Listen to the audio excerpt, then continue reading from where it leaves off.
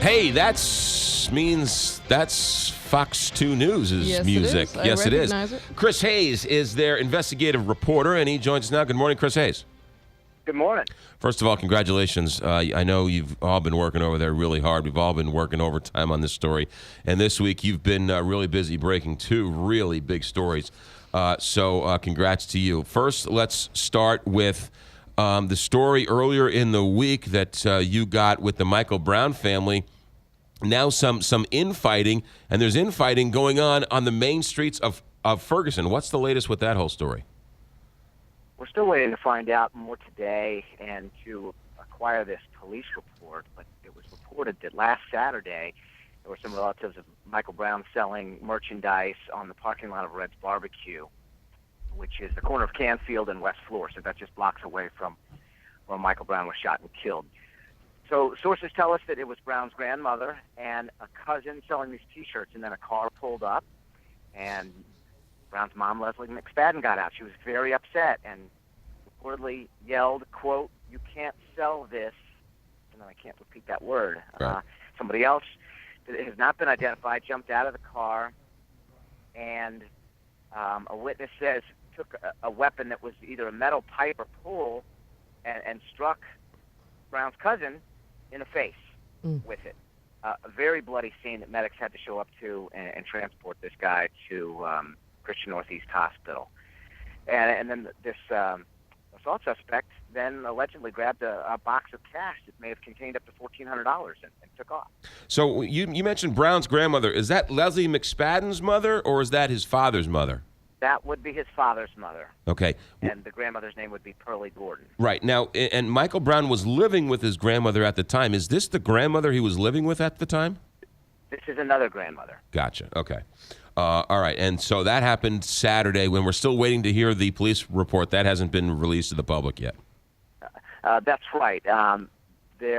They need to find out whether this is something that they can prosecute based on parties asking for prosecution if they want to go forward with this. It should be noted this is sad under any circumstance, but Michael Brown's mom had pleaded with the community for her son not to be part of business ventures or political actions. You remember she had asked that he not be used as a name as a write-in candidate. Right. So she said, I want him to be remembered for the good. And obviously very emotional issue that exploded this past weekend. Do we know how she found out about it? Did she happen to drive up on this, or did someone tell her and then she went to the location, his grandmother? That's a good question. I don't know. That's a very visible corner, so it's possible that she had just seen it. I don't know whether it was something that she got advance word on or not. Okay. Yeah, all right. Now, last week or so, Frank Opinion, first time I found out about this video, Frank Opinion posted this video of this blogger or something on his Facebook page, and we talked about it here on the show. It's about 15 minutes of some of the most unbelievable video you've ever seen. You tracked down, Chris Hayes, who that person was and had a chance to have a conversation with him. Yeah, we sat down and had a long conversation. The blogger's name is Bassam Mastery. He's a Palestinian man, but he was born and raised here in St. Louis. His family came from Palestine. He is a St. Louisan. Obviously a very passionate guy, and some of the things that he says are just, you couldn't exaggerate how frightening they are. He's getting in a police officer's face and saying, "I'm praying for your death," and putting his camera right up to their face. It's chilling when you see it. So I reached out to him. I said, would you talk about this? We sat down and had a long conversation. That was one of the things I asked him. Why not have these kinds of conversations with people rather than ridiculing these officers? One of the points I made to him is, what if somebody said this to you? How would you react if you were called a coward pig? He says things that it seems like he's trying to get a violent result from. This, by the way, has aired, and your story is up on fox2now.com, right? Yes. Right. All these stories that you're talking about are up on fox2now.com. I think this one is titled "One Man's Protests Push Police to the Limit." Right. There are lots of tentacles to this, and it's not something that people, in their living rooms when they watch the news are seeing all the time. This is real gritty, real raw. It's going to make your stomach sink when you watch it. It's not easy to watch. No, and you guys have sort of blurted out the worst of the worst and sort of beeped out the worst of the worst. But if you go and look at the raw video, your jaw drops. You cannot believe what you are watching, and you cannot believe you just can't believe what it is you're watching. You at the end of the segment, Chris Hayes, you mentioned that this Palestinian who was born in St. Louis, I guess of Palestinian descent, but born in St. Louis, an American citizen, has a laundry list of run-ins with the police. What his main point was that he is expressing in anger, and he felt he has a right. He has a right to show this. Go ahead. Can you still hear me? Yeah, go ahead. Based on what he says is a fear of police. So, I asked, what's that founded in?